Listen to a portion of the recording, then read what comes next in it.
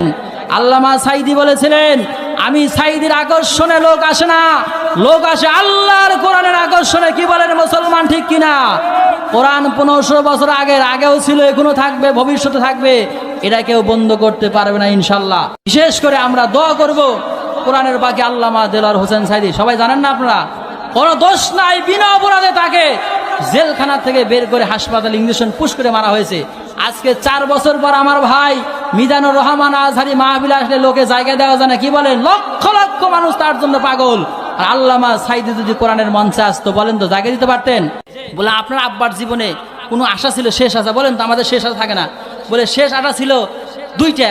একটা হলো যে বাবা, আমি যদি জীবনে মুক্তি পাই তবে জালেম দিবে না, তাহলে কি আমার কথা কোরআনের ময়দানে কথা বলে মানুষ শুনবে? 50টি বছর কথা বলতে তার ছেলে কাঁদতে কাঁদতে বলতেছেন, চোখ দিয়ে পানি বের হয়ে যায়। বলে আব্বা কি বলেন, আপনি কোরআনের ময়দানে গেলে জায়গা দেওয়ার লোক থাকবে না। কি বলেন? জায়গা ধরবে না। 2 নাম্বার, যে আমার আশা, আমি সারা জীবন খুলনা আলিয়া মাদ্রাসার পাশে, খুলনা আলিয়া মাদ্রাসায় পড়াশোনা করেছি, আমার ইচ্ছা ওখানে যেন কবরটা হয়, কিন্তু জালেমরা ওখানে কবর দিতে দেয় নাই।